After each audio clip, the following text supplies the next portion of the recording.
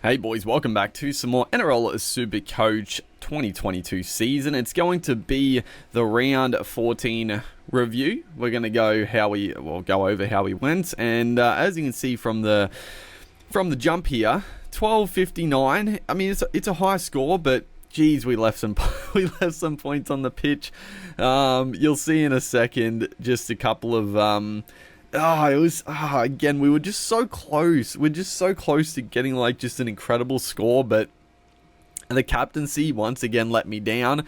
I actually thought I'd drop quite a few more ranks than this. We only dropped 36 ranks back into 229, so I'm pretty stoked with that. I think the reasoning for that is the captaincy I think a lot of people captained who I captained, and when you think about it, I'll talk more about it when we get into the team, but it was a good week. We'll have a look at how everyone went, and I don't know what I'm going to title this, but it's going to be something to do with the non-player reserves absolutely just braining it and making me very sad. But let's go through the team, shall we? So actually, one big change that I did end up making was I didn't get Brandon Smith, which I'm pretty happy about. And it was just the fact that Grant was backing up. I saw Grant was backing up.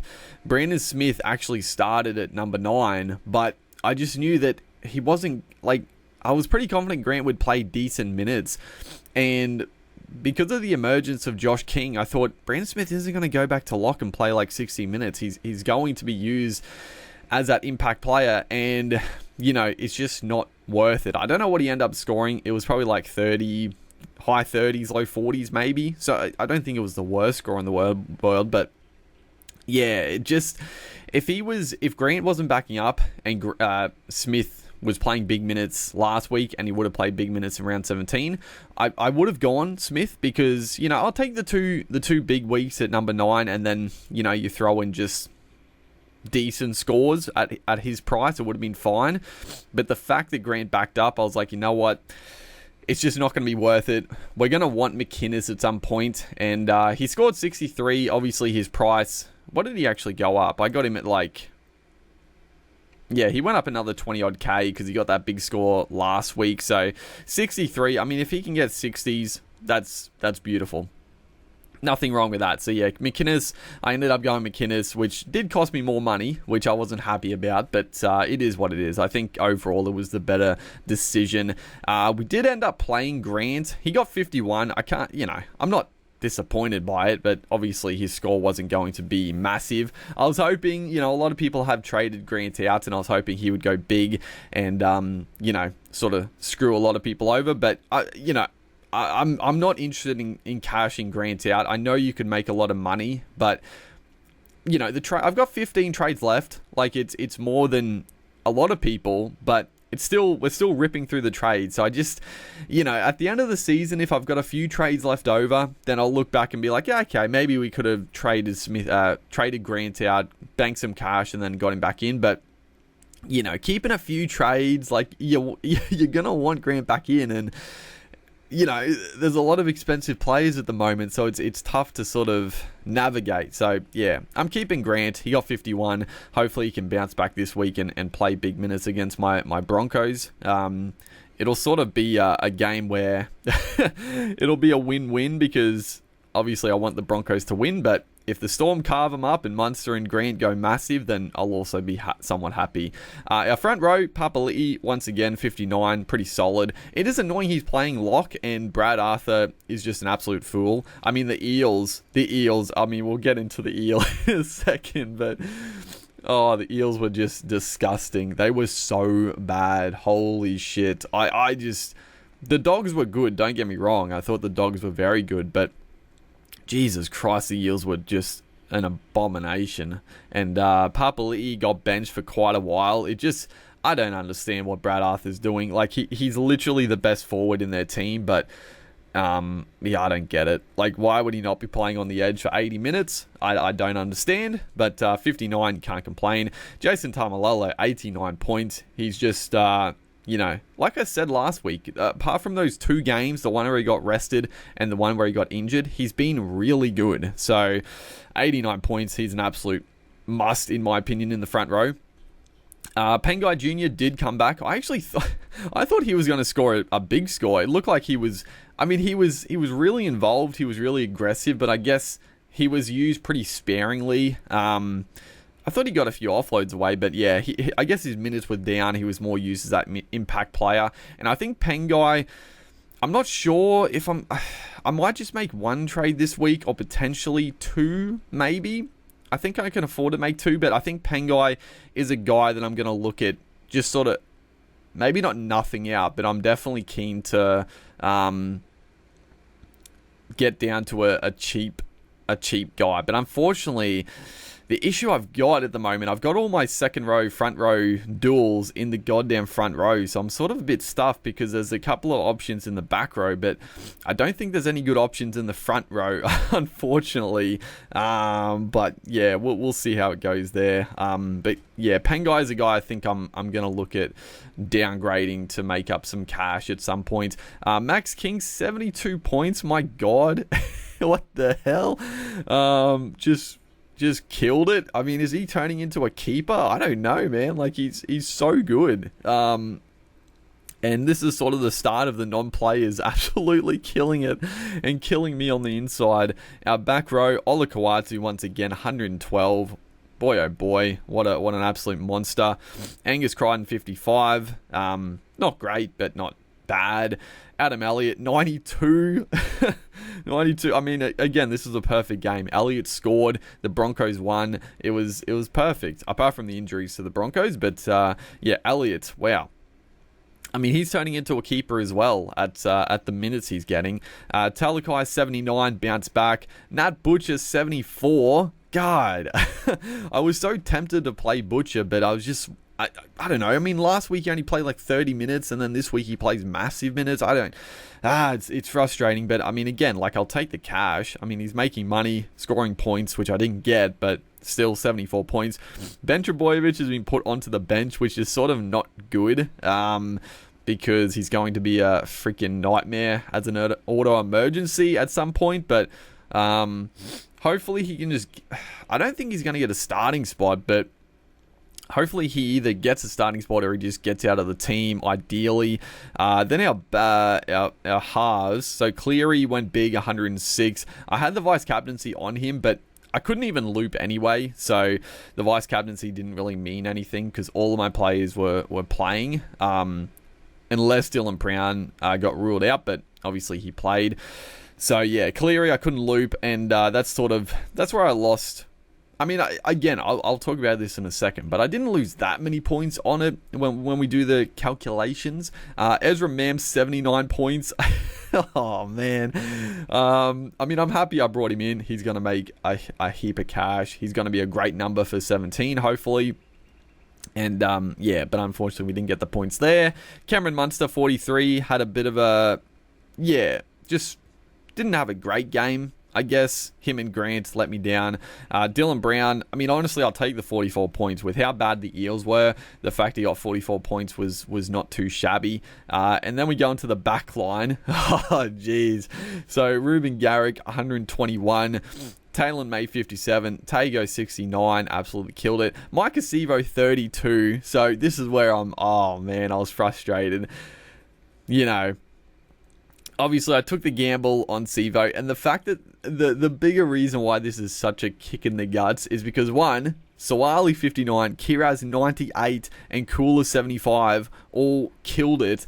And then the worst part is that the big trade-ins last week were Campbell Graham and Mulatalo, and both of those killed it as well. They both got like 100 points. So, yeah, the Sevo pickup sort of screwed me over, but I'm still not disappointed. Like, he got 32 points. He saw no football at all. He had a few tackle breaks, had an offload. The Eels were just fucking terrible. So it is like, the one thing I am a little concerned about is the fact he's outside of goddamn glue hand Wanga Blake, who does not pass the football.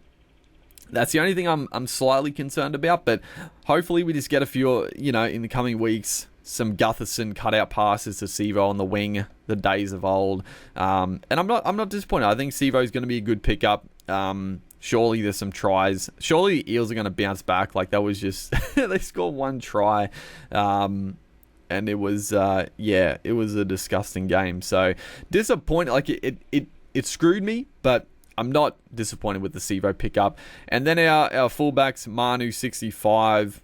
pretty happy with that. And then Nico Hines, 61, who we had the captain on. So what I was talking about with the captaincy, right? And I'll put it easy enough. So let's say Cleary got 100, Hines got 50, right? So you have the captain on Cleary, you take the double points, so 200, and then the Hines 50, so you get 250 points overall. If you have the captain on Hines, he gets 50, you double that to 100, and you get Cleary's 100 points, so you get 200 points overall. So you're losing 50 points on it, but it's not that big a swing. Like, if Cleary came out and got 150, then yeah, it gets progressively worse. But the fact Hines got 61, it was very annoying. Like, he got 61 and he did nothing, and he missed like 6 goals. He could have easily got like 80 points, 80 plus, and did nothing. It's just, Hines keeps stuffing me over. He keeps stuffing me over, dude. But I mean, whatever. It wasn't the biggest swing. Honestly, the biggest swing was just so many points on the pine. Swali, Kiraz, Kula, Ezra Mam, Butcher, King. It was a nightmare, but they're all making money. Cooler, I knew there was some big scores coming for him, and that's why I said last week I didn't want to trade Kiraz, because I just felt like there was points in him as well. Like, he's a tackle breaker, he's a bit of a freak. Honestly, he's a good player, and Swali, he actually dropped a fair bit of cash, which is surprising. I feel like he's going to start making some more money. What did he score? Oh yeah, he had a couple of low scores in and amongst there, but Swali, he'll start making cash again, I feel like, and then Kiraz and Kula are bound to make more. So that's how the team performed. So what am I thinking? Honestly, the big ones, I mean, the backline players, Campbell Graham, Mulatalo. And to an extent, I was thinking Zach Lomax previously, but honestly, Lomax is... I mean, he's still scoring okay, but geez, he is playing some poor footy. Some of his decision-making is awful. And are they going to drop him? I don't think so, but I'm a little bit off Zach Lomax. But Mulatalo and Campbell Graham are definitely the players you want to get at some point. Anyone else? I mean... we talked about it before. There's not that many options in the forwards. Tyson Frizzell, David Clemmer, potentially, are probably some of the better options. I think one player, Peoples, for the Rabbitohs, could be a good little downgrade option at some point, because he'll probably play round 17. He's a cheapie. And, that'll free up some cash. Also, Pappenhausen isn't playing this week, which is beautiful for my Broncos. But also, it's decent for me as well, because it means I don't have to sort of make any big decisions now. But looking at the team, it's a tough one, right? Because I want to get... Honestly, out of Mulatalo and Graham, I actually feel like Graham is the better option. Like, Mulatalo is just on fire, but I don't know. I feel like Graham is safer. Like, Mulatalo is just in such good form, and their left attack is definitely the dominant side. I don't know what every team seems to go better to the left hand side. They just, I guess most people are right to left passers. Dominant right hand. I'm more of a left to right boy, but most teams do like to go left, don't they? But if we look at who I've got, so Garrick, no chance. He's obviously staying. Tago, potentially. Actually, no. What I was thinking, Tago, I'm probably going to look to shift up into the back row and trade out... Who do I trade out? I mean, I was thinking Butcher to start, but... I mean, Butcher... If he's going to play big minutes, but... Maybe Crichton? Honestly, I'm not opposed to trading out Crichton. I know that seems crazy, because I literally have traded him out and back in now twice, but I just don't see Crichton being a keeper, and he's gone back up to 600k, so I could easily trade him out for Mulatalo or Graham. Are they better options? Probably. I do want to get rid of Pengai. Let's have a look at Pengai, because yeah, unfortunately I just can't. Unfortunately, I can't put Pengai back into the second row because I've got no other dual front row forwards, which is, yeah, that's a bit annoying. But if we look at the front row, Joe Tarpany has come from the goddamn clouds to be one of the best prop forwards. He's killing it. People that got on him before the first buy are laughing. But I'm not going to go on Tarpany. He doesn't play the second buy. And I'm just, I'm still unsure of Ricky Stewart. He's liable to bench him, honestly. He's liable to bench him at any given time. But let's have a look. Who have we got for round 17? Often Gowie has been really good. He just keeps scoring points, but I can't go Often Gowie. Who else have we got? So yeah, Josh King, Jai Arrow are playing, but obviously I'm not bringing those guys back in. They've definitely sort of hit a wall. Alex Twal. So yeah, Dave Clemmer, but I was more looking at a downgrade option, wasn't I? Because yeah, Clemmer would definitely be a good pickup. He's just saved 60 odd points. But let's have a look. Are there any cheapies that potentially could play? Because I wouldn't mind nothing out in the front row. It doesn't really bother me. But if I could get a number for round 17, that also wouldn't be bad. Let's have a look. Who have we got?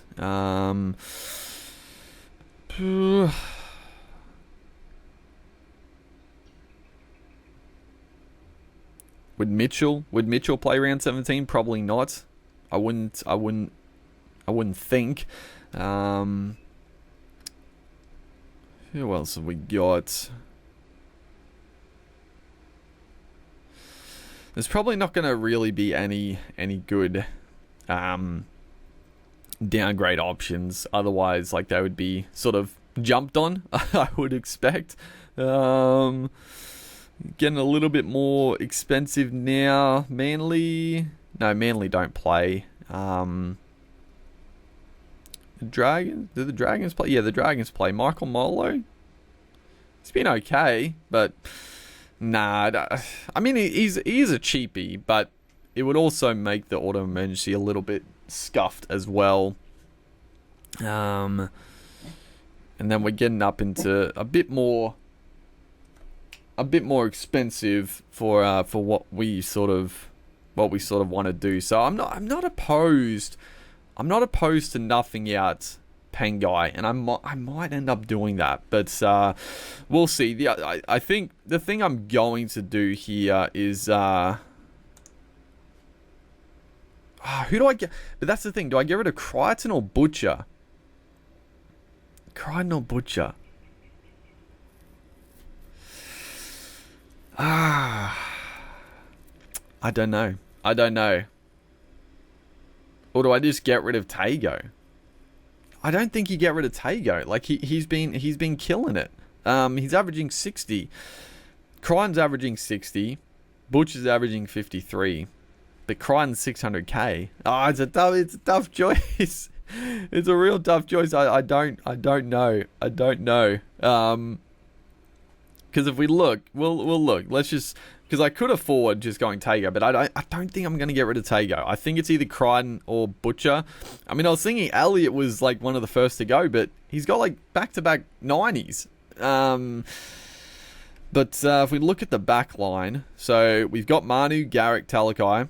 Then, yeah, Campbell Graham. He's still only 628. He hasn't absolutely skyrocketed, and he's just been so consistent. He's in 10% of teams now. Johnston, I can't go Johnston, honestly. I mean, he's got back-to-back hat tricks. That shit's not going to continue. Zach Lomax, 43. But yeah, his form has been sort of dwindling away. There's Mulatalo there, so yeah, another big 100 for him. He's at 634. They're the two. They're obviously the big boys. Actually, the Broncos. How expensive is Branko Lee? How expensive is Branko Lee? I should go to let's go team. Why did I go to Z to A? Am I a damn fool? I'm a damn fool. He's probably like 400k. I'm gonna expect. 344. That's actually not bad. I'm not going to pick him up this week, obviously, but Branko is definitely a guy to consider because, I mean, for one, he's like, obviously the injury to Farnworth is terrible, and I'm very sad because Farnworth has been incredible for the Bronx, one of our best players. But Branko Lee, let's be honest, he is far too good to not be in first grade. So I'm happy Branko is going to get a shot, and he's got a Supercoach friendly game. Like defensively in his younger days, definitely a little bit off. His reads and just his one-on-one contact wasn't great, but he's definitely improved on that. I mean, I know it was a bit of a meme when him and Edric Lee got picked for Origin, but for one, Edric was in great form, and Branko Lee he's a good player. Like he's a really good player. Like he is quite the center. And then he's got a Supercoach friendly game. He's got that attack in him. He's pretty strong one-on-one defensively now. And he just makes things happen around him. He's got that offloading. So Branko, give him another week. Obviously playing the Storm this week, so you wouldn't expect a lot. But next week I wouldn't be opposed to maybe trading out maybe Cooler. Hopefully Cooler can just bump up more, obviously, and then we'll trade Cooler out for Branko, make a little bit of cash. But I'm undecided. I definitely Campbell Graham or Mulatalo. Who are they versing? So Rabbitohs are taking on Dragons, so that's a pretty good matchup. Sharks are taking on Titans, that's a pretty good matchup. Oh no. I mean, I know Mulatalo has a really good run. In round 16, they take on the Bulldogs, who I guess are one of the best teams in the comp now, so I don't know, but that still should be a good matchup. And then round 17, they take on the Storm, who obviously will be without their Origin players, and also their backline defense hasn't been great regardless. The Rabbitohs take on Newcastle. That's also a great matchup. And then round 16, the Rabbitohs take on the Eels. That's honestly, it's so tough. They both have really good matchups, and then Mulatalo has a tough one next round 16. And Campbell has not the greatest matchup in the bye against the Storm. Man. I think both of them are good pickups, but I don't think I can afford to get both of them in. It's just, it'll just be overkill at a certain point. So, I don't know. I do feel like I still want to go hard for round 17. So I'm going to look at other options in the forward pack. I do think nothing out. It's just annoying that I can't get. Is Trent Peoples? Who do I get? Crichton or Butcher? I don't even know. Let's just go Butcher for now. Where is Trent Peoples? Because I don't think he's not a front row, he's second row, right? No, he's just second row. Damn. Because I do think Peoples is definitely the option to go to sort of nuff out, but also have a number for round 17, which he should play round 17, I think. Obviously, Murray being out, Arrow should be 18th man or could be playing. So I think Peoples is a good pickup, but I wish I could get rid of Pengai for him. But I don't think I can swing it. But that's sort of what I'm thinking. Peoples out and then getting in. I mean, if I got Peoples for Crichton or Butcher, then I've got plenty of cash to get rid of Swali, Kiraz or Cooler for Graham or Mulatalo. So there's some thinking. There's some thinking to do. And I'm unsure. But regardless, hopefully you guys are enjoying the Supercoach content. Make sure to like and comment, and I'll see you in the next one.